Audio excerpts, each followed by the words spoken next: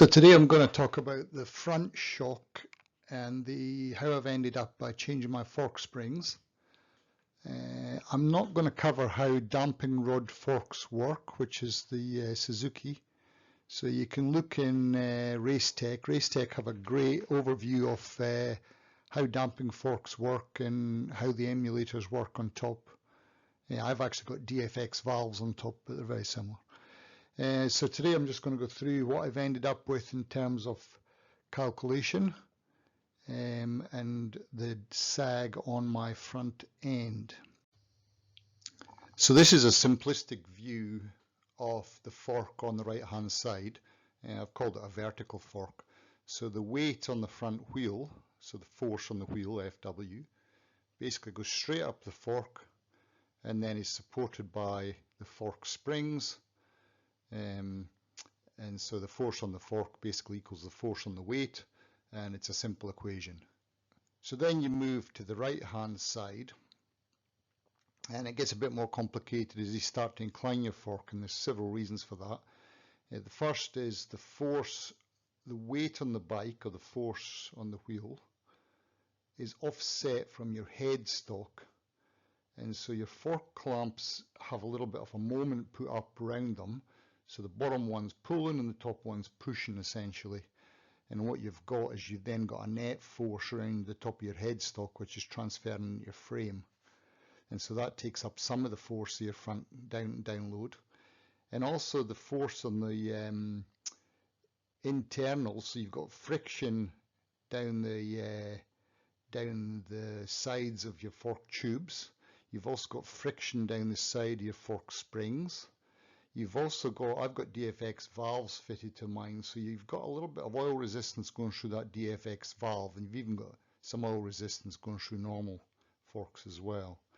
And so it starts to get really complicated once you start inclining it. In fact, the way to think about this is if you had a horizontal fork, so if I took this fork and lay it on its side, the force on the springs would be zero. But the moment set up around the headstock would be the maximum force, or the force on the wheel. And so as you come up, you start to get more and more force until obviously you get to your vertical case. And so you can draw the sort of force vectors by the force on the wheel, the force on the forks, which is a net force. And so you get the cosine of that angle. So the DR has a break of about 28 degrees. And so you get the cosine of 28 degrees, which gives you about 0.88. Now the problem is, because of all the other things going on, it's difficult to know exactly what the load on the spring is. So the load on the spring is 0.88 times the force on the wheel, minus your friction, minus your oil resistance, minus your preload. And so your maximum force, if I ignored friction and ignored oil resistance, is 0.88, the force on the wheel, minus your preload. But I've actually measured it at 0.66, so you can see there's quite a bit of force getting taken up somewhere in this fork leg, through friction, through oil resistance, through the moment in the head, and I might not have that offset 100% right. And so there's quite a lot of force being distributed into the bike or from the bike down to the wheel, but it's not on your springs. And so I've actually, as I said, I've actually measured the force, and I'll show you that later on a graph, at 0.66, whereas the maximum, if you just use the 28 degrees, would be 0.88. And so, okay, so that's the complicated picture of the forks now. So if I look at the calculated weight method sag, where I use my two weights, I've got 75 kilos for static sag, and then I add on my rider weight and I get 121 kilos for race sag. So on the front I've got 75 with the bike itself, and about 121, exactly 121 for the bike and the rider. And so if I use the formula without ignoring friction or oil resistance, I get 0.54 times 0.88 times the weight divided by 2 minus the preload. And so for static sag, I've got 0.54, 75 kilos, times 18, minus 18 times 0.54. So that gives me 0.54 times this 0.88 factor of the weight minus the preload. So I calculate I get 43 millimeters for static sag using the 0.88 formula, which would be a maximum number. If I use the OEM springs of 0.4 kilograms, I calculate 58 millimeters. Now for race sag, I just put 121 into that formula and I calculate 81 millimeter sag. And if I use the 0.4 kilograms, I get 110 millimeter sag. So you can see there the OEM springs are giving you a much bigger sag, and that's using the 0.88 friction or force transference fraction, I'll call it. And so this page here ignores, as I said there, it ignores any friction and oil resistance, and it's just the maximum you might get transferred to the fork springs. Well, what actually is my fork travel? So the workshop manual gives you 10.2 inches. I've no idea how they can say it's 10.2 inches, because as DR riders have noted, you only can get about 210 fork movement out of this. And then I actually noticed when I dropped my bike, the mudguard actually hits my Warp 9 fork brace, so I can only get 176 before it hits my fork brace. And so, you know what, I'm quite substantially, well, I'm 84 millimeters below the workshop manual, and I'm about I am exactly 34 millimeters below what the maximum is actually. And so just be aware, if you've got a fork brace on your bike, it will hit your mudguard will hit the fork brace at 176 millimeters fork travel. So if I use 176 and 210, which are these two numbers, as a sort of boundary for my percent method sag, I'll call it percent method sag. So if you look at dirt bike ranges, static is typically about 14%, which is 25 mil if I only had 176 millimeter movement, or 210 if I have 210 millimeter movement, it goes to 29. So about anywhere between 25 and 29 mil sag. So I'm saying they're approximately 27. Race sag is between 25 and 28% on the front end, which gives me 44 to 53 or 49 to 59. So what I'm saying is about 50 mil approximately front sag I should be looking for on a percent method. Now the interesting thing is these percent methods come from dirt bikes, and as you know, dirt bikes have much longer travel, much softer springs, and so I'm not really sure how applicable they are for adventure bikes. But anyway, I've put them in, I've calculated the numbers. So on a percent method, I should be getting 27 for static sag and 50 for race sag. But as I've shown in a previous video, you should always set for race sag, and then static sag is just an outcome, because it's very difficult to be linear.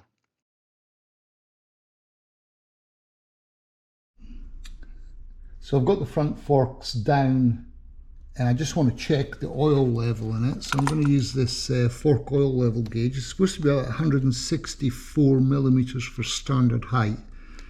I actually put the fork oil in last time with the forks up, yeah, fully extended, and so I wasn't really sure if I got the air gap right. So it's supposed to be about 164 millimeters from the top of the fork leg, and so what I'll do is I'll just check that I've got the right amount of oil in the fork for the air gap, and then I know I'm finished completely. So let me just get all this set up and some oil, and then we'll get it measured. Okay, so what I used was a syringe and the fork oil. I was a little bit short, so I topped up a little bit oil, and then I set this flat with the fork tops. Now I have to go this way because there's actually a little edge on the other side. So set it flat with the fork tops, and the tube has to be on the low side of the tube, so it's this side, and then basically you suck the big syringe and it pulls out any excess oil, and you hear it starts to suck like a a straw in a milkshake. So that's that fork now set at 164mm, or as near as, it's close enough. And I'll set the other side now, and then I'll get it all bolted up again. So as you can see here, the bike is completely down on the front end. I think it's just balanced on the, it's just balanced on the motocross lift. And what's stopping the front end moving down now is the mudguard is hitting my Warp 9 fork brace. So if the Warp 9 fork brace wasn't there, it could move down a little bit further. And so that's only given me 176mm of movement before it hits that fork brace.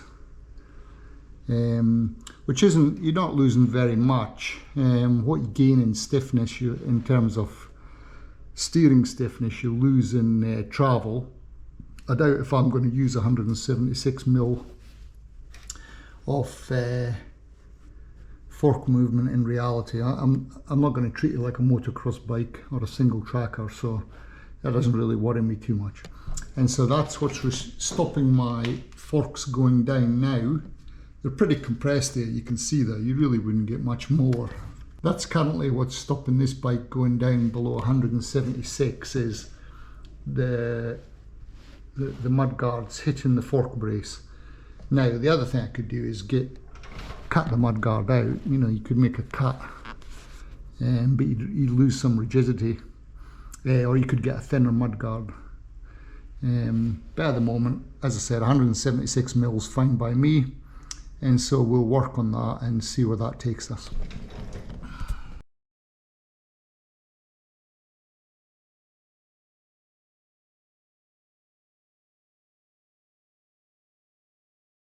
So those of you that would have noticed, I made an error in checking my oil level.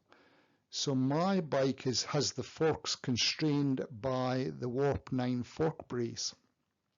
So on the right hand side, I can't get my forks fully up, and they're about 34mm off.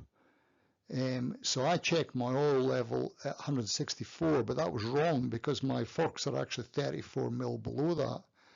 And so I should have actually used about 191mm, which is about 650mm recommended.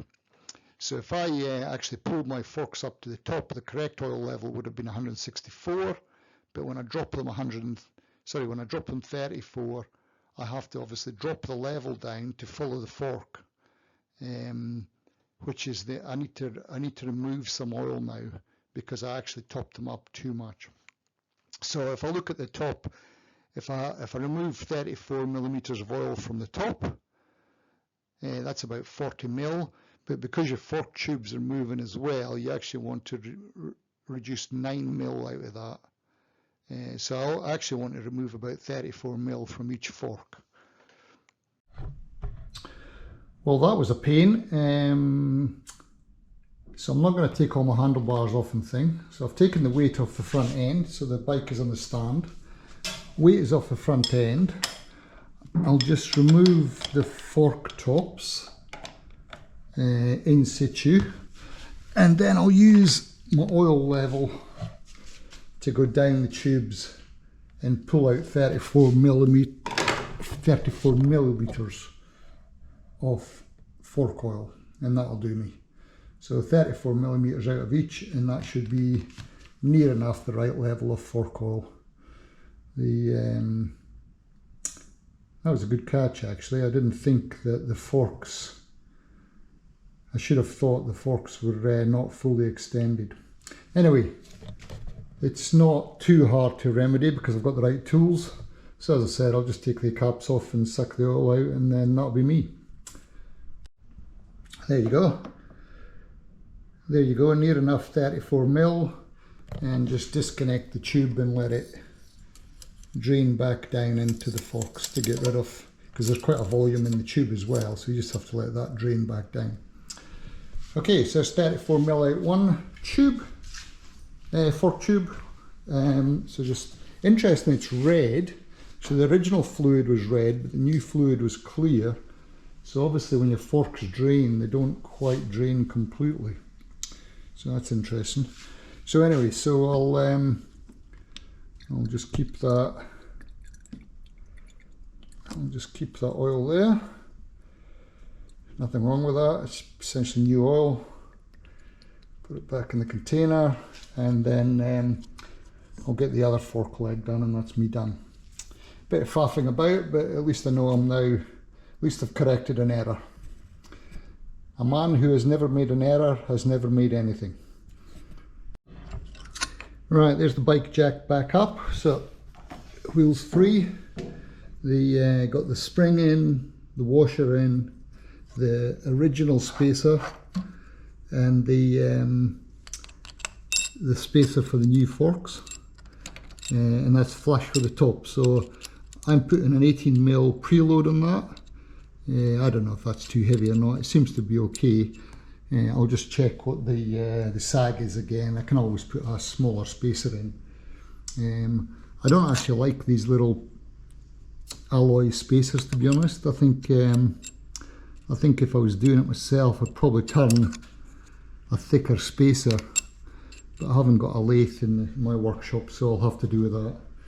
So okay, so then and you can see there that gives the fork the full 18mm screw down, so it's not there's not a lot of force on that fork, and so I'm happy with that. So we'll get both caps bolted up. I think it's 23 Newton meters for the torque, and then I'll get the handlebars back on. Right, that's that job done. Handlebars back on. I don't know about everybody else, but I find it really hard to set the angle of my handlebars. I don't know why. You always feel you're either going too far up or down. It's difficult to get perfect. Anyway. Okay, so that's it done. All the cables are in the right place. Everything's tightened up.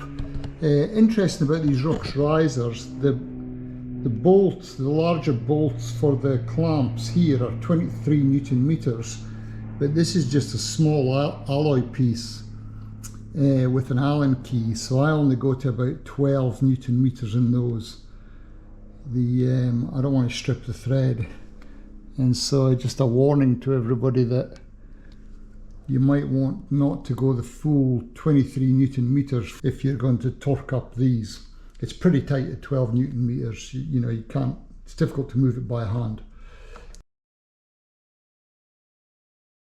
So here's the final outcome for my front fork. So on the bottom, or the x-axis, I've got the weight on the front end. So that's the weight you calculate that should be on the front end of your bike. So I've got a static load of about 75 kilos, which is halfway between 50 and 100 obviously, and I've got a race sag or a race load of about 121 kilos, I think it is 122, which is about there. And so the brown line is the OEM springs of about 0.4 kilograms a millimeter, and the original has 18mm preload, and it has 10 weight fork oil. And so those 2 points I've actually measured. That's the actual sag you get from the OEM springs. The green line is my new springs of 0.54 kilograms a millimeter, plus the DFX valves, 18mm preload, and 10 weight fork oil. And I've actually measured these 2 points as well. And so you can see there that with my preload of 18mm, it goes through my 2 points and off it goes into the distance as I put more weight on the front end. The x-axis is the front fork deflection or movement.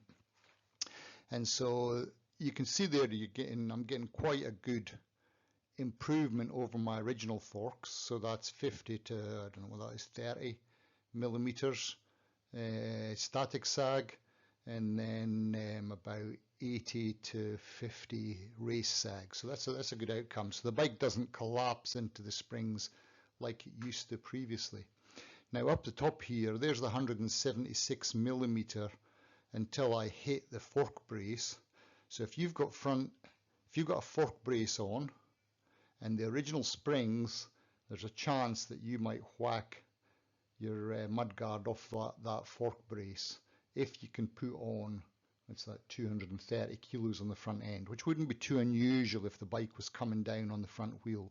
So let's say you did a jump, it's coming down on the front wheel, you could put a good weight on that front end which might hit that line. Now the other thing to note is this is a static load graph. So I showed you there's a lot going on in the static load. There's even more going on in the dynamic load, because you've got force vectors coming at you from the ground at all directions. You've got velocity of the bike. You've got a whole lot of stuff going on. So this graph is only for a static load on the front end. So you can see there that I've really improved the spring rate on the front, and I've really improved the sag, and it's not getting anywhere near the 176 millimeters until I hit the 250 kilos, and it's still way up there. So you're talking about 300 kilos on the front end before I even get close to that fork brace. The 210 is the maximum without the fork brace, is a way up here, and again both curves aren't hitting that for quite a long way. So just be aware, if you put the fork brace on, just be aware that the front springs, you may whack it if you're using the original front springs. But you put heavier springs in, you should be okay.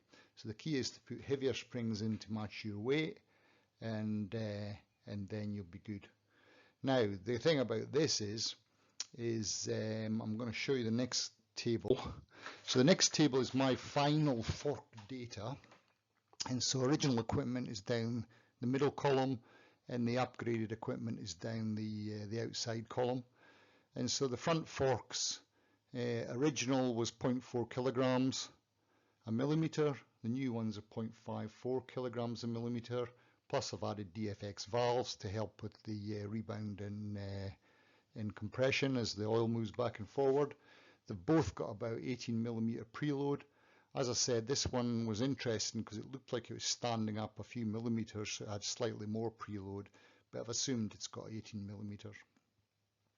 So the front static sag, so I measured originally 50 millimeters, and now we're measuring 30, so I'm getting a good 20 millimeters left static sag, on the front of the bike. The percent method gives me 27 millimeters, and the weight method gives me 58 for the original springs and 43 for the new springs. And so interestingly, I'm almost right on for my percent method, but I knew I was going to be off for my weight method because of the weight method I used 88 or a 0.88 factor to calculate that, but as you know, I actually measured it at 0.66 factor. So there's a lot going on in those forks, and the weight method, that's the maximum sag I would have got if I could take friction and everything else out. So then I go to my race sag. So my race sag, which is the bike plus the rider, original equipment I measured 76, new springs I measured 53. The percent method gives me 50, it's the same on both, and then the weight method would have given me 110 and 81. So that's, remember the weight method is the 0.88 factor. If I use my 0.66 factor, it will give you the same number as measured, so I didn't want to show that. So you can see there some observations from this is the percent method ignores the spring strength, so you use that really as a guideline to set your sag using preload. Just completely coincidental, I've nailed it. So I've got 50 millimeters versus 53 and 27 versus 30 using 18 millimeters preload. So I've nailed it. That was pure luck, by the way, everybody. I did not plan that. So my measured sag is exactly what you would calculate using that percentage method. So that was just pure luck. The weight method uses the selected preload, and it uses a different factor, obviously. So you may want to use preload as a variable to calculate your weight method, but I'd be tempted just to ignore weight method.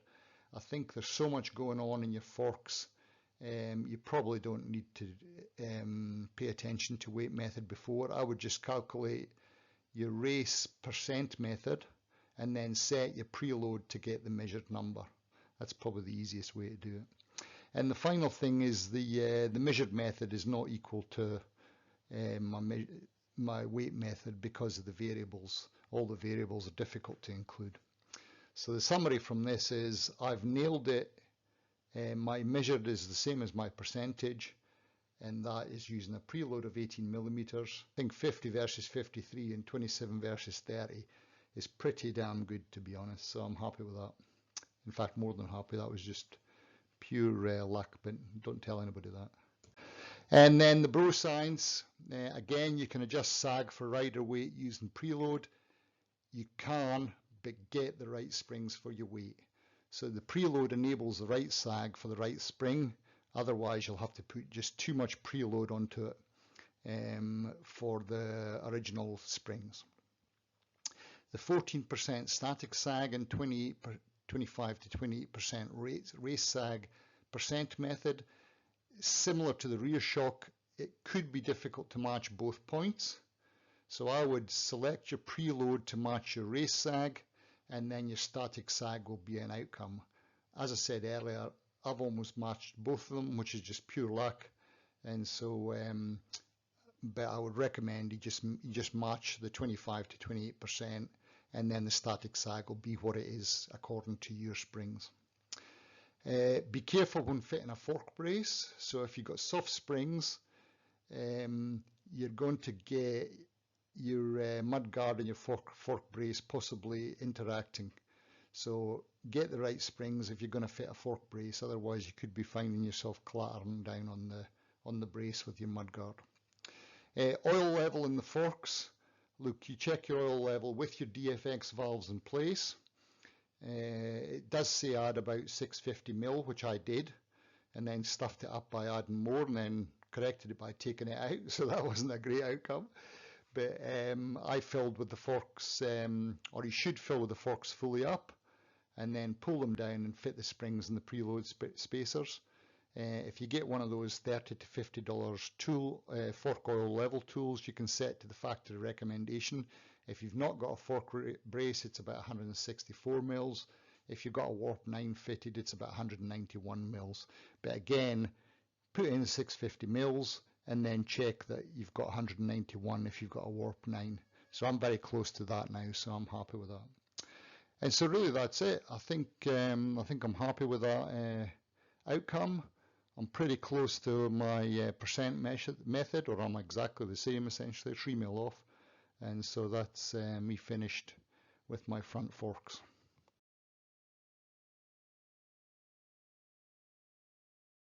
So that's it. Got my bark busters realigned. That one was slightly off. Handlebars back on. I think I'm ready to rock and roll. Nothing left to do. I can see why people get preload adjusters, because it'd be quite handy for just adjusting preload if you've got so I've set up the full 18mm of preload for these, but if you were wanting to stuff about your preload, it'd be quite handy not having to take the caps out. But anyway, I've got 18mm preload in there, that'll do me for now.